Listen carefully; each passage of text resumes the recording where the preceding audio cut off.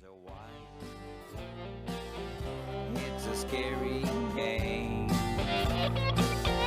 Razor wires game. So here you go. I'm John Kane, and I welcome you to Let's Talk Native on this Tuesday, November 26th. While this program may not provide a path to spiritual enlightenment, we do encourage, in some cases, start conversations. We don't do prayers and we don't do buffalo speeches. We take a tough look at history, oppression, and survival. We talk about culture, the arts, politics, and identity. And we may step on a few toes along the way. But our real goal here is to bring people together by breaking down what separates us. We will take on the false narratives and provide critical thinking to all that is heaped upon us. And we do it all right here from the Cattaraugus territory of the Seneca Nation. So let's talk Native. But first, let me remind people that our audio streams live at www.letstalknative.com. And we stream live video of the show on our Facebook group page via Facebook Live. Our shows are available as podcasts on your favorite podcast platform. And we take video of the show and we post it up on our YouTube channel, which is Let's Talk Native TV. So you can subscribe to our podcast by searching Let's Talk Native with John Kane. And you can subscribe to our YouTube channel by going to youtube.com/Let's Talk Native. You can also follow us on Instagram at Let's Talk Native TV and on Twitter at Let's Talk Native. I'm the host, and I'm assisted here in studio by Jake Proud, who is managing our audio and our video. All right, I posted a little bit of a commentary with the video. The subtle side of racism, I call it. And like I said, you don't have to wear a white hood or wave a Nazi flag or a Confederate flag or have white power symbols or bumper stickers on your car to be a racist.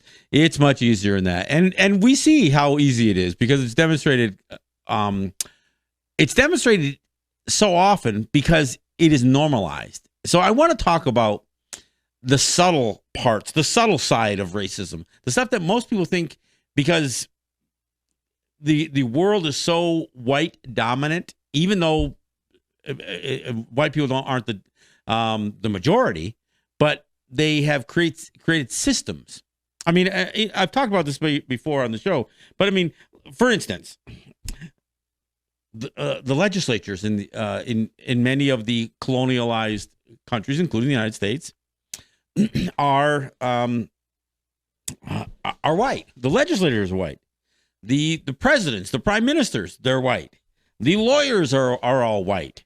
The judges are predominantly white. The law enforcement, at least the administrators, are white. Educators are white, and of course we have white allies. Arbitrators, which are kind of like judges, as we know, they're not real judges.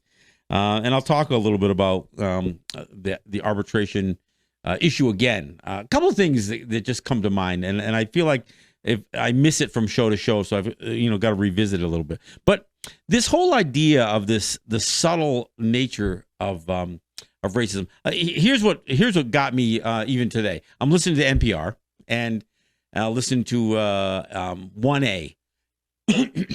And now in this show, they bring in callers. Not only did two separate callers, but I also heard the host. They all referenced the word tribe or tribal or tribalism.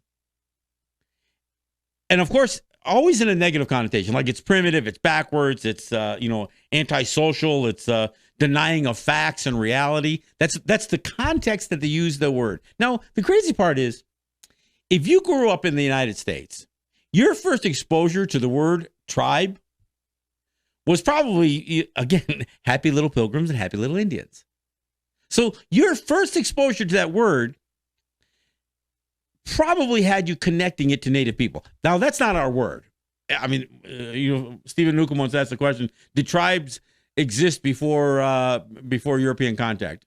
No, of course the tribes didn't exist because that's not our concept. The idea that this is almost this primitive or animalistic way of viewing packs of people, right? No.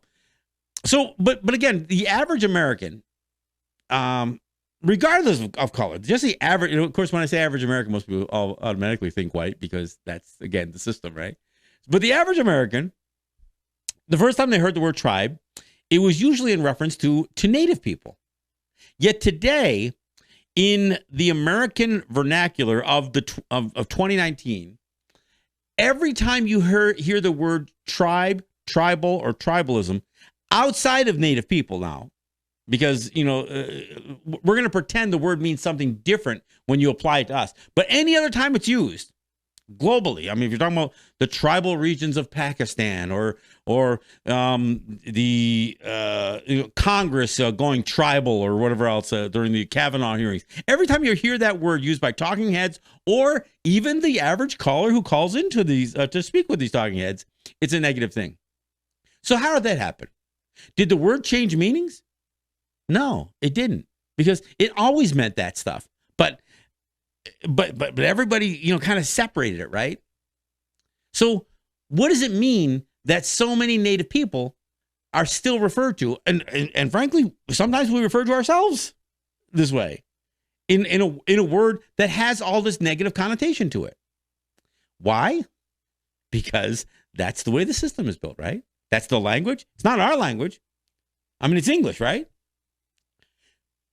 The system perpetuates this way of viewing people beneath you. So even our white allies, even all the do-gooders out there who want to support Native issues, they can't help themselves. They just can't help themselves. They're going to say something offensive and not even know it. Even as the words come out of their mouths, they don't even know it. So, and we see this all the time. I mean, look, at Standing Rock, it was just amazing how much attention the white celebrities got, right? And it's like they came there to save us. And of course, they made their plea deals and got out of trouble and that kind of stuff.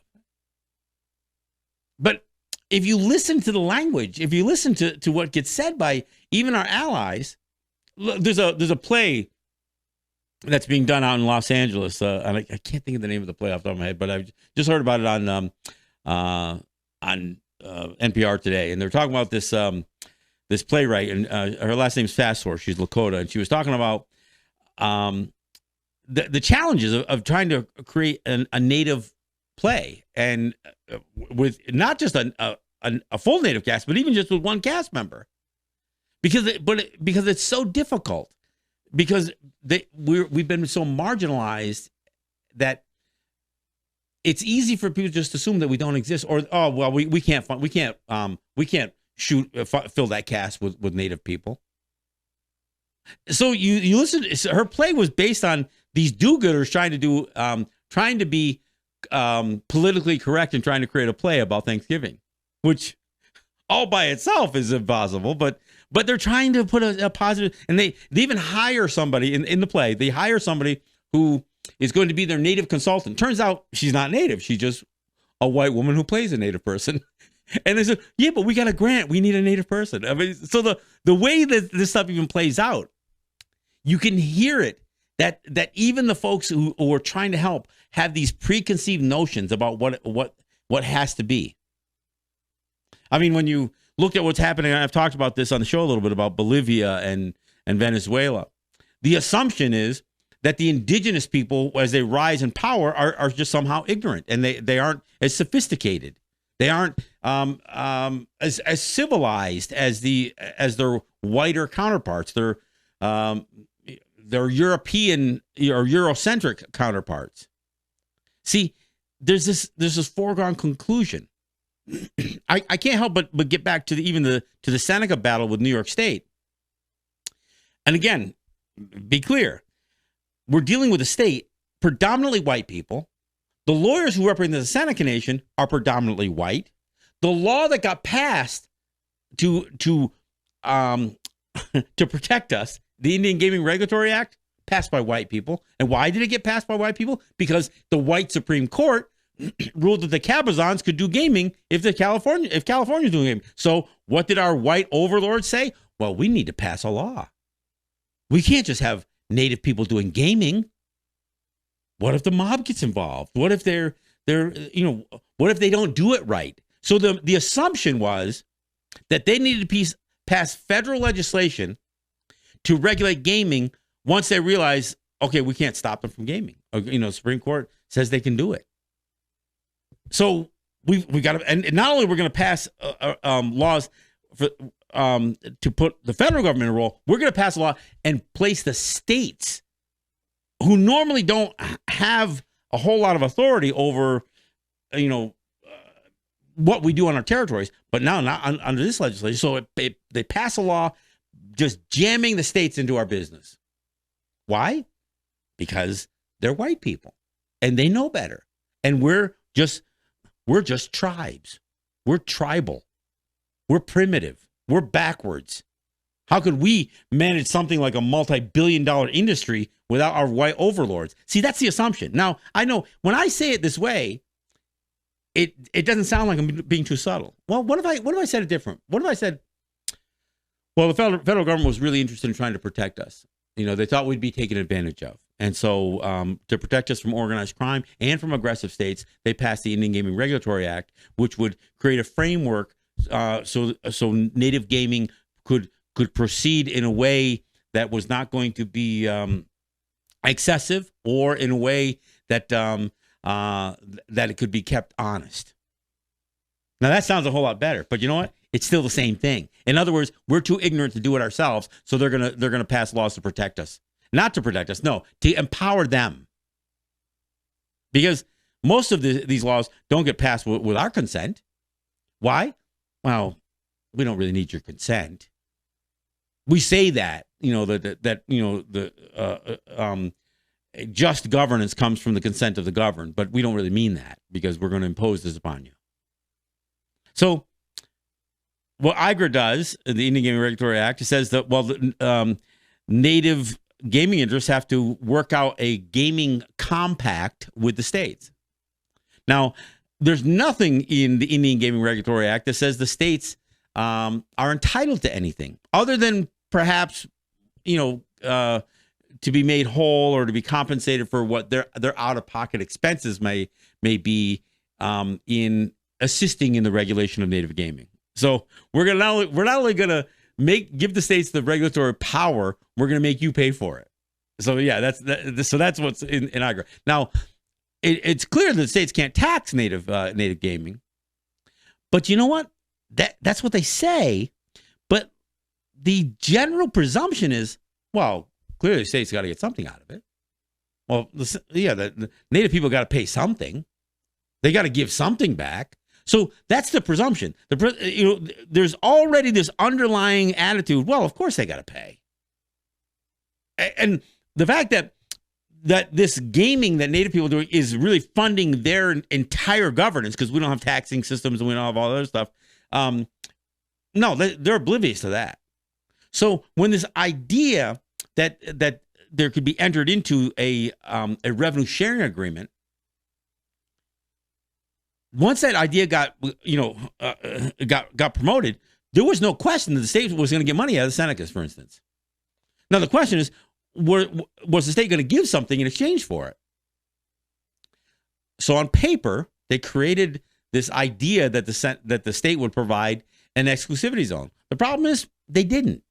They didn't. Because in order for the state to have made a concession to the Senecas, they would have had to say, okay, here is something that we could do, but we won't do in exchange for this revenue sharing. So we aren't going to produce gaming ourselves. We're going to acknowledge that you have this exclusive right to do gaming, and we're going to protect. We're going to grant you an exclusivity. We're going to give it to you. Now, to say that we're going to give it to you means that we could have done gaming in the first place, but they couldn't. It was against the law. It was against the New York State Constitution of New York State. It prohibited casino gaming. Now, again, lots of white people involved in this gaming compact stuff. Even the folks representing the Senecas were all white people. So what did they come to terms with? Well, they come to terms with an idea. Yeah, we're gonna carve out a revenue sharing from your slot machines, from your Class 3 slot machines. Now, why did they make that distinction? Well, because the state always knew that they were going to do gaming. The state always knew that they were going to compete directly against the Senecas. Maybe not with Class 3 gaming, but with Class 2 gaming, which today, if you walk into a Class 2 gaming facility, those slot machines look exactly like the slot machines in at the Seneca casinos. So they could play the game. Oh, well, no, we're not going to compete directly against you. We might do these other video lottery terminals, but we're not going to do slot machines like you have. Well, that's not entirely true, because now these, what they call video lottery terminals, they're slot machines by almost any definition of the word. They're slot machines. The one distinction was that a slot machine spit out coins, right? Back in the day, I mean, if you're only a recent gambler, now when you put the money in a machine and you feed it your $20 bills and your $100 bills and you press play, it doesn't spit money out. It spits out a receipt, and then you go to a machine, and then you turn the receipt in, and then you get your money. Well, that was that to a certain extent, the idea of a machine spitting out money made a bit of a distinction, but nobody does that anymore. Why? Because it doesn't make any sense. Once it got socially acceptable to get a receipt that you could exchange for money, it just made sense to do it that way. So, and that's exactly what VLTs do. They play the same, they look the same, they sound the same, they pay out the same. It's almost imperceptible, the difference. So the state knew that they were going to compete against the Senecas and the only limitation, the only thing that stopped them from competing in any other way was not the gaming compact, was not the exclusivity zone. No, their own laws were the only thing that prohibited them from doing Class 3 gaming. So the state didn't give up anything. But they manipulated the language to make it sound like, oh yeah, we gave them something. And according to federal law, that something had to be worth something. It had to be substantial. It had to be worth something close. Actually, it should be worth something more than what they were paying for you. Otherwise, why would they pay for it? Why would they give you $1.5 billion over 14 years? But again, and the reason I'm bringing this stuff up, because here's where some of that subtle racism comes in. So not only do they manipulate the language in the gaming compact, which opens the door for the state to compete, albeit through Class 2 gaming, directly against them, but they leave out any revenue sharing that goes past 14 years. Now, we can make three assumptions about why, when that 14-year period, and they only laid out gaming revenue sharing for 14 years, 18% from year 1 through 4, I think, and then it was from 22% through 5 through 7, and then 25% from year 8 through 14. So that's what, and I may have those numbers a little mixed up, but something along the line. But it maxed out at 25% of the net slot drop of the Seneca's slot machines to pay the state for this exclusivity that doesn't exist. But it only went to 14 years. So according to the words written on the compact, in the compact, that's the way it's written. So why was it written that way?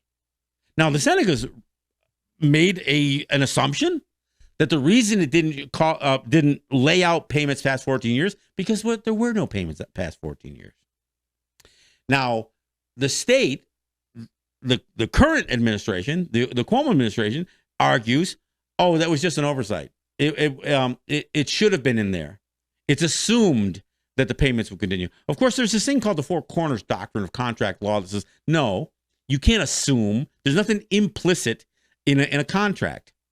A contract is supposed to be explicit. What's in there is what's in there. The Four Corners Doctrine means if it ain't within the four corners of that piece of paper, then it ain't in there. That's a legal doctrine. I mean, and that's a legal doctrine that guides contract or compact law. So it's not in there. Now, but why wouldn't it be in there? Well, see, nobody ever asked, well, what about what was the administration that ruled the state back in 2004 when this thing started? And what was that? Well, that was the Pataki administration. Well, what did their lawyers say? Don't know. Nobody asked. Nobody, through arbitration, the Seneca lawyers didn't ask. The state lawyers didn't ask. They say, well, let's find out. Let's find out, what did the lawyers who negotiated this compact on behalf of New York State, what was their idea about the language in this thing? Were they that incompetent that they forgot So these sophisticated white men who created the whole legal structure in the first place, were they that incompetent that they left out the language? Did they make a mistake? Did they screw up? Or did they know? Did they know that this thing was going to sunset after 14 years? Did they? So did the Pataki representatives and the Seneca's representatives walk away after signing that compact, both knowing that the payments would only be for 14 years? Or did one side say, we just didn't add the language in there? Because and did they leave it out because they were incompetent? Or, and this is the other possibility, did they just not mention it because they figured that could be a battle that could be fought later on? So did they set it up so the Senecas could walk away with one belief and the state could have a couple of options here? They could either stop receiving funds after 14 years, which why would they? Or they could say, no, we just didn't put the language in there. We let the Senecas walk away from the table believing they were only paying for 14 years.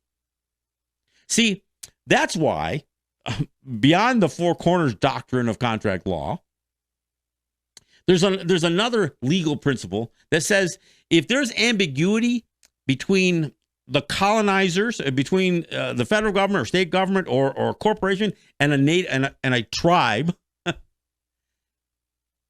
if there's ambiguity, the courts are mandated to rule on the side of the tribes, because the other folks should know better.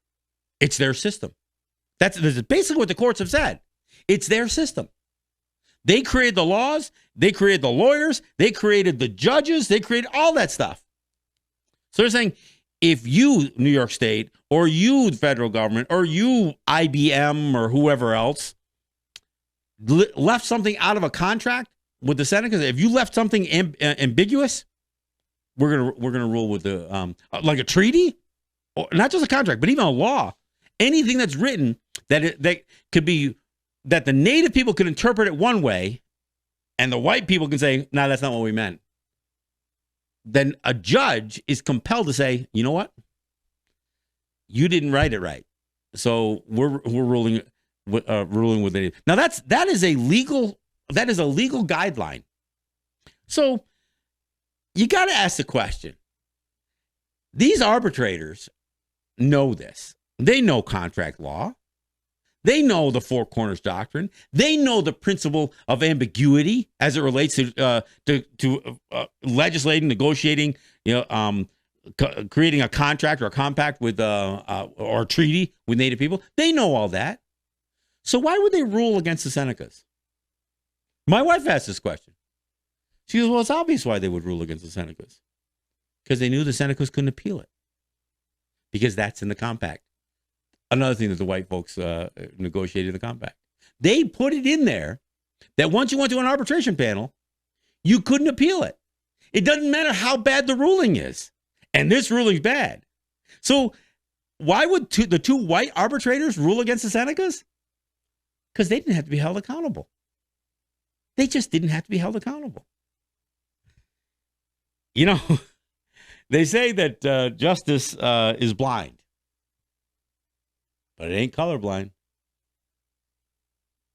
Nope, doesn't need to be colorblind. Why? Because it's all white. The system's all white. So when I talk about the subtle side of racism, it can show up in just the assumption. And again, one of the assumptions, and I've heard it, you can see all of the posts. Anybody who commented on any of the stuff that was in the news, whether it was the Buffalo News or any of the Niagara Falls papers, the overwhelming majority of white people said, well, of course the Senecas have to pay. And you know what? That's what the two white arbitrators said too. They said, well, of course the Senecas have to pay. Otherwise they'd be getting something for nothing. So think about that. That's the view they had. They started with the presumption that the Senecas have to pay. And as far as these arbitrators and as far as the general public is concerned, unless you show me why or how it is that you don't have to pay, so the burden's on you The burden's on us to prove that we don't have to pay, not the burden on the state. The state is the one getting. The burden should be on them to get. A couple of days, we're going to, most of the United States is going to celebrate what they call Thanksgiving. Well, let's call it what it really is. Thanks-taking a day, because that's what it's about. We didn't give this stuff to you. You took it, and you're still taking it.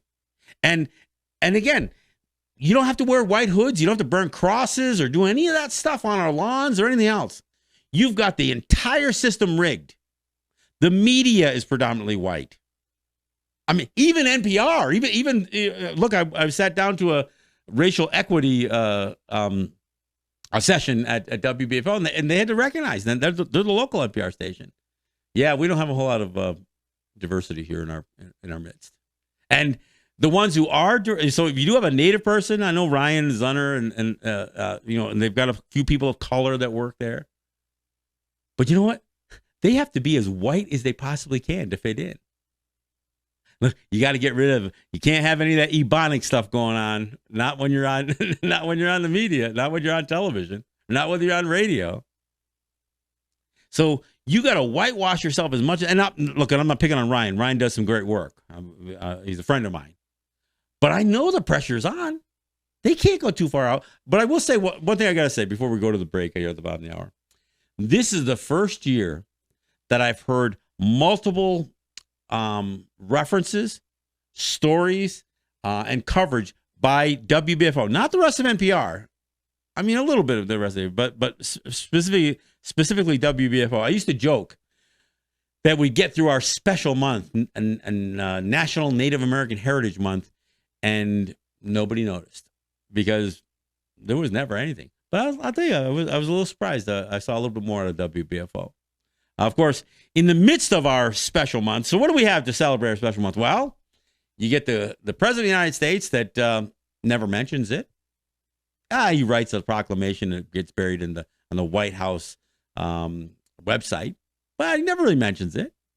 But he does mention that they're going to make it a American History and Founders Month to trample all over the top of our special month. What else do we get? We get this ruling from a judge saying, no, we're going to stick with these two white arbitrators against the Senate. And what else do we have? Well, we get the Pennsylvania Human Relations Commission, which was hearing a complaint about Neshaminy High School, the Neshaminy Redskins. Yes, that racial slur. That's the name of it. And so after multiple hearings, what does the Pennsylvania Human Relations Commission come up with? They say Neshaminy can keep the name Redskins, but they have to do away with all images and logos that negatively stereotype Native Americans. I got news for you. Redskins negatively stereotypes Native Americans. And you know what? Native Americans negatively stereotype us. Because neither one of those are the right freaking words for us. But you, a bunch of white guys sitting on the Pennsylvania Human Relations Commission, can say, well, we're going to let them keep that name. Why? Because they agreed that the name doesn't hurt any Native students. Now, I don't know how they could come up with that determination unless you were able to really ask Native students, and not just in Neshaminy High School, but unless you ask people who know something about Native people, does the name offend you? And so what does it mean to offend? And who gets to decide? Do white people get to decide whether it offends me or not? Or do we? So there's what our special month gets. Our special month gets just an absolute bullshit ruling out of the Pennsylvania Human Relations Commission. Human Relations. I like that. Human Relations. And then, of course, we get a white judge, Bill Scrutiny. We get a white president. We get all these again. This is the subtle racism. This isn't even the overt racism. This is the subtle stuff. This is the subtle side of racism. Like I said, justice may be blind, but it ain't colorblind. We're at the bottom of the hour. We'll take a break, and we'll be right back. This is John Kane. This is Let's Talk Native.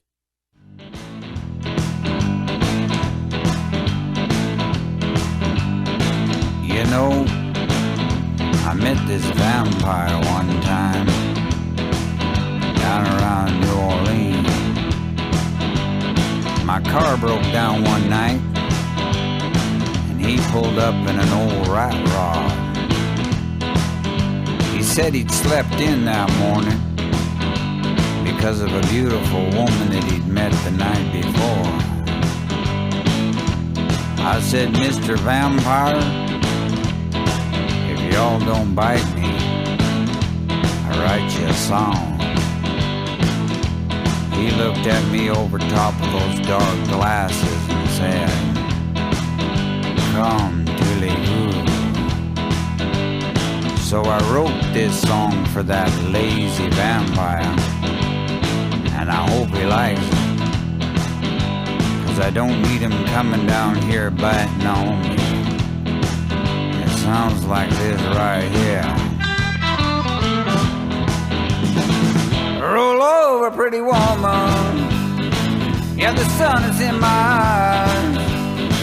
I should have left you last evening, girl, before sunrise. Put me in your cellar before I die. Cover up my old rat rod and make sure with something black. I'm gonna need it this evening, girl, when I'll be making tracks. Roll over, pretty woman, before I die.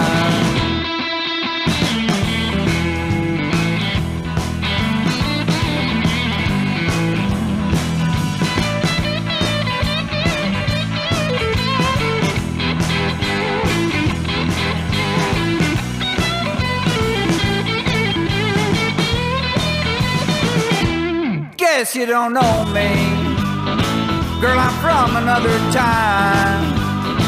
I ain't seen the sunshine, girl, since 1935. Roll over, pretty woman, before I die. Girl, if you help me, I'll reward you on, and you will live forever, girl. And that's what every girl wants. Roll over, pretty woman, before I die.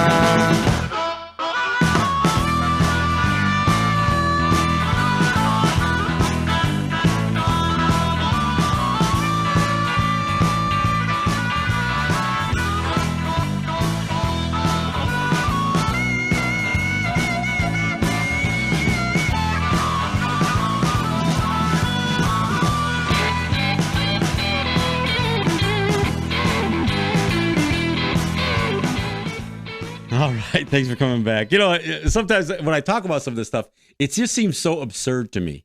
So from what I understand, Trump and the U.S. Attorney's Office came up with some way that they were aggressively going to, go after the missing and murdered Indigenous women's issue. They were going to put $1.5 million, which ain't a lot of money, folks.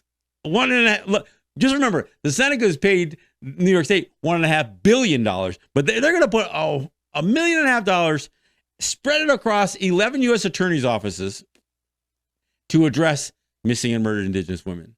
That's like maybe one staff person, or maybe not even one staff person in these 11 offices. It may just be, covering, printed material for all we know. By no means is this in any way, shape, or form an aggressive approach towards dealing with the missing and murdered Indigenous women's issue. But again, this is white people who have been ignoring this issue for 100 years, been ignoring the fact that Native people in general, but certainly women being the most vulnerable, have been subject to the highest incidence of sexual abuse, highest incidence of again, being, being disappeared and being murdered and all of that stuff. I mean, this This is a bureaucratic problem. They don't need new laws. I mean, look, I heard Deborah Haaland, she's going to push a new bill that's going to strengthen the effort to address missing. It's against the law to rape women, even Native women. You would know it perhaps if you looked at the last 100 years, but it is. It's illegal to kidnap women. It's illegal to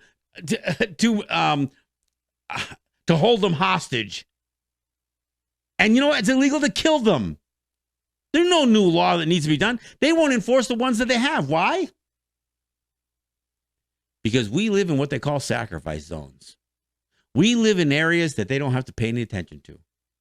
And even when, of course, Native women experience this even in places like the cities, even like New York City, even in Chicago, even in, wherever. I mean, Minneapolis, St. Paul. That's why the AIM movement became something, because women in particular, but Native people, including women, were being abused so badly in the urban environments. Now, why would there be Native people in urban environments? Well, because they had a program to force us to put us into, they called it the relocation program. We're going to take people off the reservation. That way we can get rid of the reservation. We can get the Native people off reservations, put them in the cities, put them in some crappy job and even crappier house. And now they can just fit into the bottom rungs of urban society. Look, and we have allies, and that's the part that's crazy. We have allies, white allies. But I used to compare the Democrats and the Republicans to abusive parents. Not because I think that they're our parents, but it's like having an abusive mom were the Democrats, and the abusive dad. So the one that was overtly abusive to you is the dad, right? That's the paternalistic. That's the paternalism. But the abusive mom, they were still pretty abusive. And sometimes they would do it by trying to say they cared. That's the experience that we have. Racism is, I say, it's not a right thing. It's not just on the right. The subtle part of racism makes it clear that racism isn't just a right thing. It's a white thing. I know that I say that expression all the time. That's a John Kane original, by the way. It's a white thing. And the fact that racism is so systemic, like I said, when you consider how we as Native people navigate in the systems around us, what do? We hire white people to help us. We hire white consultants, white lobbyists, white lawyers. Why? Because we're just tribal. We're primitive. We don't understand. Bullshit. We understand. But we're constantly told that you have to know the system. It's not our system. So, of course, it's not. We're not going to navigate the system the same way. So what do they say? Well, you got to hire some white folk. You got to hire some white folk. You got to play the game. You got to spend the money. You got to pay off politicians. You've got to, you got to make sure that you've got your $300 or $500 an hour lawyer to walk into court to represent you. Doesn't matter they do a shitty job. That doesn't matter. And they will. Why? Because they don't believe that we are distinct and autonomous. Not as a people. Here's what the lawyers believe. They believe that a few things got carved out for you. And we're going to help you exploit these little carve-outs. We're going to help you exploit the parts of the law that don't apply to you, according to our law. We're going to kind of point out where the states may have overreached a little bit, only to the extent that we can reel them back in. We're going to help you. They're not going to say, wait a second, no, your sovereignty is intact. You never gave up your sovereignty. No, we never have a lawyer say that. We never have a lawyer defend that. Our distinction, our autonomy, our free and independent existence. There's never been a lawyer that has come across and say, yeah, we agree with you, but no, we can't do that. No, that's what they're always going to say. They're the ones on our side. And you know what? And when we find a friendly politician, They just stroke us too. They don't believe any of this stuff. Do you realize how difficult it is to even have a conversation with a state legislator, let alone a federal one, to say, you don't represent us? Oh, yeah, sure I do. No, you don't represent us. Oh, no, but you're in my district. No, I'm not in your district. Yeah, but you're in Erie County. No, I'm not in Erie County. You're in the town of Brant. No, I'm not in the town of Brant. I live in the Cattaraugus territory of the Seneca Nation. Frankly, your town is on Seneca land. Not Seneca land is in your town. Your county is in Seneca land. Not our land is in your county. We can't even have that conversation. Why? Because they're white people. They can't even get to that place. And you know what? We can't really even have that conversation with our lawyers. Yeah, we can. Some of them. We can actually have that conversation, but you know what they're going to tell? You know what they tell us? Yeah, but that won't hold up in court. Yeah, that's not going to hold up. But here's what we got. We got this little carve out. You want to do gaming? Here, you can do gaming under the Indian Gaming Regulatory Act. You want to do a few other things that maybe you can get a tax deduction. You can, maybe we can find some things that are not taxable. What about none of it being taxable? See, the system has an assumption. The assumption is, again, what's the assumption? That we're Native Americans. That they've won. That they defeated us. That they've subjugated us. The assumption is that we're all Americans. Yeah, we can stick the word Native in front of it. Or maybe we can say, maybe put the word tribe in front of it. I don't know. The assumption isn't that we are distinct. Or if we say, well, sovereign, you know what? You mean tribal sovereignty? No. How about just the word sovereignty? And again, I'm not even crazy about the word. But this is what gets missed in all of this, is that there's an assumption. Like I said, I don't mean to pick on Murray Sinclair on the Canadian side, but when they come up with a report after on the residential schools, he said the residential schools were resulted, again, how do you put it? He said it was cultural genocide. Why'd you stick the word cultural in front of it? Why do we have to soften the words? Residential schools were genocide. Assimilation in general is genocide. Just like you don't have to murder people to commit an act of genocide against them. Kind of what I'm saying about racism. You don't have to burn crosses on lawns to be a racist. There's a lot easier ways to be racist. And you know what? There's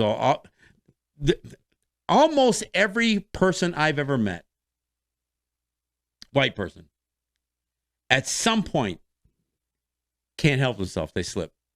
They're going to give me one of those, well, you people. They'll give you the you people, right? Or they'll say something, just they're just bound to let it slip. Why? Because it's the way that they're raised. It's the system that exists all around us. The idea that these white commissioners from Pennsylvania could say, well, you can keep the racist name, but you have to get rid of any logos and images that negatively stereotype Native Americans. The freaking word does that. The name Redskins does that. The fact that most people can look at blackface and say, oh, that's wrong. But they can look at redface and say, oh, that's cute. That's funny. Let's laugh at that. See, this is where the racism doesn't require a hood and white power symbols and burning crosses.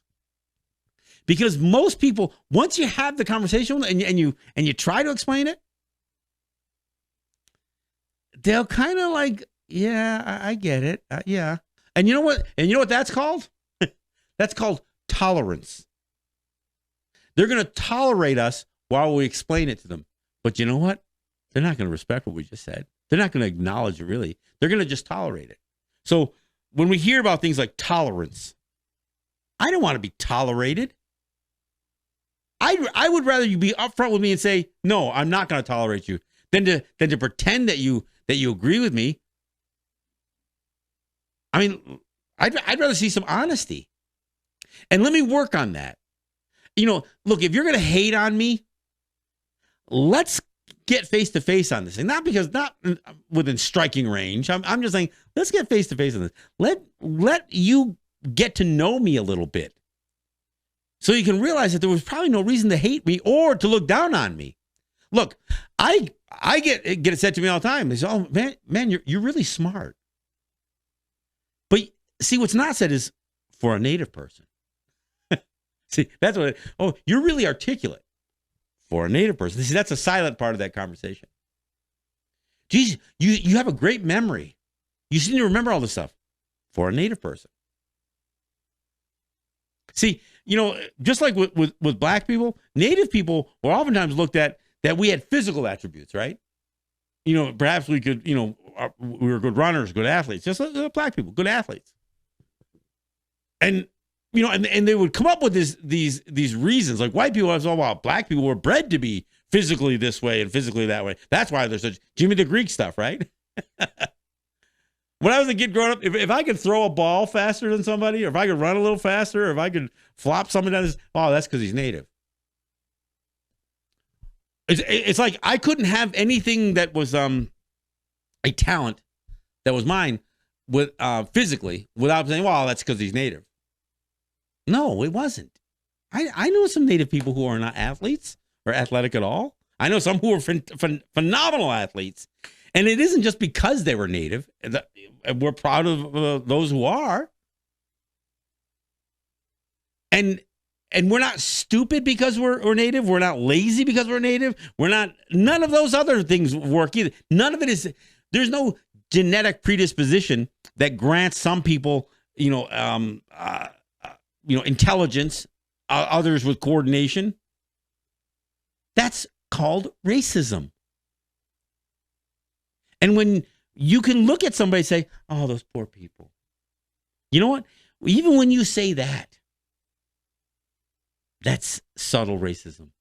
Because you're already looking at people as if they're poor. Like they're beneath you. Oh, we need to help them. See, once you say it, you're already kind of expressing it. And it's one thing to help somebody. Look, there's nothing condescending about helping somebody. What's condescending is saying, oh, those poor people need help. And I get it. There's some people who are hearing this who just aren't getting it. They don't understand what I'm saying. And why? Because the first thing that many people do is try to defend their own racism. Well, I didn't mean it like that. Yeah, when I called you a redskin, I was honoring you. Or no, when I assumed that or when I said that you speak well, I just didn't expect it to come from. Oh yeah, I did it again, didn't I? Yeah, you did. See, that's what I'm talking about. It is crazy that somebody could be impressed by me because they just don't expect a native person to be able to even understand the things that I talk about, let alone talk about them. That's insulting, because we're all capable of understanding these concepts. We're all capable of witnessing the racism that we experience. Now, I'm not saying all of us are adept, just like all you white folks aren't, at articulating just what is so offensive about it. Sometimes it's hard. The subtle stuff is hard to communicate. It's not hard to feel it. Communicating feelings is a bit of a chore. It's sometimes very, very difficult. Look, we're part of the animal kingdom. We're not above it. And we have some of the same fight or flight triggers that every other species on the planet has. And nobody has to carry a sign that says, I'm going to kill you. Nobody has to carry a sign or speak it out loud. You don't have to have a lion roaring in your face to know that you're in danger. We all have have a way, almost intuitively, but picking up the signs, knowing when there's danger, knowing when there's when something is going to get offensive or it's going to get uncomfortable. Now, white people, you don't experience that in most of your lives. I mean, on the few occasions you find yourself the lone white person in a sea of blackness or native people or whatever else, yeah, then you can. But you know what? The likelihood is you've already been propped up by half of those people in the room of color. You might be the white lawyer that everybody, all those black folk and all those native people are thinking, oh yeah, this guy's going to help us. He's our ally. I've been in the room. I've been in the room when the one white lawyer is standing there and everybody's like, oh yeah, we want to hear what he has to say. Funny thing about the one white lawyer standing in the room, when he said, look, I don't practice Indian law. He goes, my job is to find, and again, it's very specific. My job is to recognize when white man's law is being unfairly applied to you. That's my job. You want to know about Indian law? Talk to John Kane in the back of the room. For that brief instant, everybody turned around and looked at me and then turned around and looked right back at the white lawyer at the front of the room. He wasn't uncomfortable being in the room. I was the one that was uncomfortable being in the room. So, yeah, there's, the thing about subtle racism is that even the people who are the victims of the racism can participate in it. We buy into it that we look at our own selves and we can be self-deprecating. Oh yeah, we can't do that. We need some white lawyers. I mean, I've been listening for 40 years. I've heard people say, well, you guys need to spend the money and you got to need to hire lobbyists. For 40 years, I've been hearing this stuff. And of course, we're never going to spend as much money on lobbyists as our opponents do, ever. And the crazy part is, we're hiring some of the same lobbyists our opponents hire. Oh, they're not going to tell us that. They don't advertise that. So every lawyer, consultant, lobbyist, every one of them that we hire, they're not our exclusive employee. They've been building a portfolio of all the other good stuff they did for their clients. And you listen to them talk about it. Oh, here's what we did for this one. Here's what we did for that one. And when they're saying that, is that what they're saying is, and they're just like you, or you're just like them. They never say, you guys are different. We understand you guys are distinct. That your free and independent existence is still something that you think is worth fighting for, and that we think we can assist you in doing that. They don't. They're never fighting for our free and independent existence. They're always fighting for us to find comfortable places within within those systems of oppression. So even the folks that we hire, yeah, they're racist too. All right, hey, we're almost out of time. I got a couple of announcements I got to make.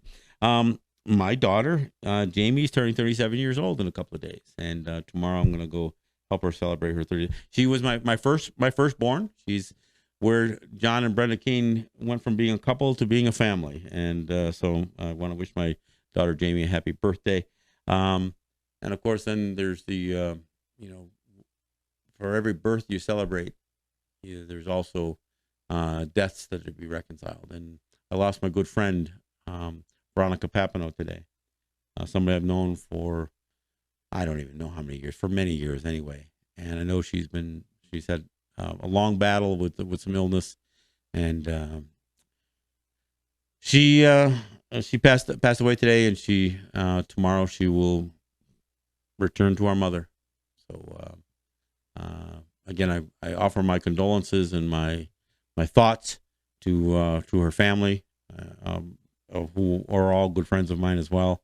And tomorrow I'll head out early and head out to Onondaga to go see my friends mourning the passing of Veronica Papineau. So I'll leave it at that. I want to thank you guys for listening. One of the things I didn't do, I never did mention our sponsors, so let me do that as I go out here. I want to thank Ross and Holly John and the RJE family of businesses. I want to thank Eric White in ERW Enterprises, and I want to thank Grand River Enterprises / Native Wholesale Supply for supporting the show. And those of you who from time, look, I even got a few people who threw some dollars at my PayPal account. I appreciate that. Spread the word. My PayPal me link, I've put it up on my Facebook group page, so you can find it there. Any and all contributions that help us expand what we're doing here. We're trying to put together a little bit of an equipment list that so Jake and I can work on a couple of not only better videos, but we want to do a full-length documentary. So that's what we're working towards. So I want to thank the sponsors that help us do this, and I want to thank those of you who hopefully will help us do a little bit more. Again, this is John Kane. This is Let's Talk Native. We'll see you next time. Y'all.